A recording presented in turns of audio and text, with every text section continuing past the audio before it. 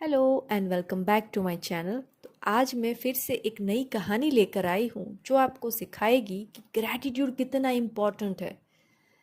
तो ये कहानी है एक भिखारी की और होटल के मालिक की। एक भिखारी रोज़ उस होटल में नाश्ता करने जाता था और बिना पैसे दिए वो निकल जाता था। और ये सिलसिला कई हफ्तों तक चलता रहा। सबको लगता था कि ये भिखारी है, शायद इसलिए इसे कुछ नहीं कहते या कुछ तो वजह है। एक दिन एक बिजनेसमैन आया। उससे ये बात बहुत खटकी कि भाई चर्चे बहुत है आपकी होटल के कि आप ना उस भिखारी के पैसे नहीं लेते, तो ऐसा क्यों? तो बोले साहब वो भिखारी है ना, उसकी वजह से मेरी होटल ज़्यादा चल रही है। तो बोले कैसे? तो बोले वो भिखारी का एक दिन मैंने पीछा करा तो देखा कि वो जैसे ही सुबह उठता है ना, तुरंत प्रे करने लगता है कि हे ऊपर वाले, इस होटल में इतनी भीड़ लगा दे, चुपके से अंदर चला जाओ, नाश्ता कर लो और किसी को पता ही ना चले। तो उसकी प्रेयर भगवान रोज सुनता है। जिस दिन वो भिखारी नहीं आता उस दिन होटल कम चलती है। तो मैं भला उसको क्यों डांटूंगा, मैं भला उसको कुछ क्यों कहूँगा? मैं तो उसको ग्रैटिट्यूड देता हूँ कि एक अनजान आदमी की वजह से मेरी होटल चल रही है। तो मैं तो दिल से उसको रोज़ ग्रैटिट्यूड देता हूँ।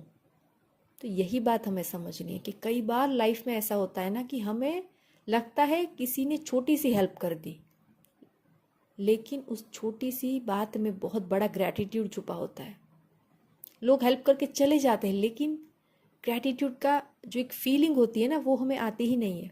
हमें लगता है उसमें क्या हो गया, एक छोटी सी तो हेल्प थी। लेकिन वो होटल वाला बड़ा समझदार था, वो समझ चुका था कि बिना उसको सीधा डांटे उसने उस बात को समझा कि ऐसा क्या करता है कि जब भिखारी आता है मेरी होटल में तब बहुत लोग आते हैं, इतनी भीड़ आती है कि फर्क ही नहीं पड़ता। कोई एक जना ज़्यादा खा के चला जाएगा तो फर्क ही नहीं पड़ेगा ना।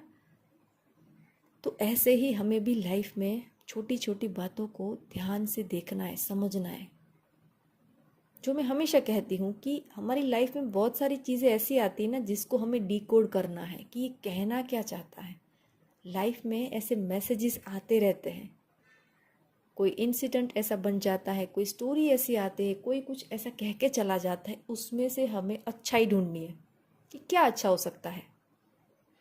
तो बस ये थी मेरी छोटी सी कहानी। आई होप आपको अच्छी लगी होगी। ऐसे ही मज़ेदार वीडियो के लिए मेरे साथ हमेशा जुड़े रहे। Thank you so much.